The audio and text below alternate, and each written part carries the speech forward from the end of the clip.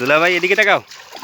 এই যে দুলাভাই, এই যে আমার দুলাভাই, গরমে অবস্থা নাই, তারপরও দেখছেন তো আমার দুলাভাই লজ্জা পাইতেছে। যাই হোক, তারপর এই যে বাকি না ধরো, এখন আমরা ধরতেছি।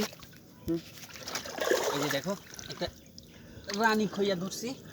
এ হচ্ছে রানী খইয়া, ঠিক আছে? রানী খইয়া ধরলাম, এই ধরছি। আর একটা শিং মাছ আসছে, শিং মাছটা ধরতে হবে এখন। দুলাভাই ডাক দিছে। আচ্ছা, শিং মাছটা কই গেছে দুলাভাই? এই যে বড় জাগুর মাছটা ধরবো এখন। পানির লাইনটা করে দিই।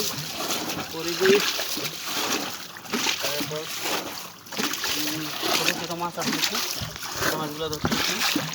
এখন আমরা বড় মাছ ধরবো। বড় মাছ ধরার পজিশনে আমি যাচ্ছি। আর একটি, এটাকে বলা হয় দেশের ভাষায় রানী খইয়া মাছ। অলরেডি এটা এখানে লুকাইছে, ধরে ফেলছি। তারপর এই হচ্ছে রানী খইয়া মাছ, আরেকটি মাছ এই যে বালতিতে রাখলাম। এই যে তারপর এখানে বড় পানি লাইনটা দিতেছি। একটা মিনিট, দুলাভাই বলতেছে পানি লাইনটা করে দেওয়ার লাগে করতেছি। কি নষ্ট ভাঙা যাক, যে সেইটা ভেঙে গেছে। যাই হোক, চোখে কাদা পড়ছে, কিছু ব্যাপার না, মাছ ধরতে গেলে একটু একটু হয়।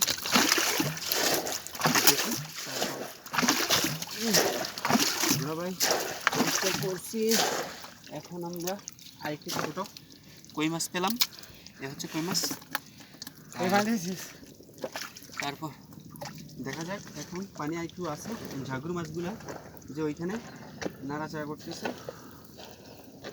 জিহাদ, ঝাগুর মাছগুলো কীভাবে দেখানো যায়? আচ্ছা, কই মাছটাকে ধরিয়ে, এই যে কই মাছ তলে, ওর পায়ের তলে আরেকটা মাছ, একবারে ফাইট তোলে ফাতার তলে। এই যে কই মাছ, এই যে অনেক বড় কই মাছ ওর পায়ের তলে ছিল। তো এটা ফাতার তলে ছিল। এটা ব্যাপার না, মাছ এরকমই, মাছ থাকে অনেক জায়গায় থাকে। যেহেতু প্রচুর রৌদ্র পড়তেছে, তাই মাছগুলো সব আজকে কচুর প্যানার তলে এসে পড়ছে। তাই আপনাদেরকে দেখানোর সুযোগ পাইছি, কয়েকটা মাছ দেখাতে পারবো।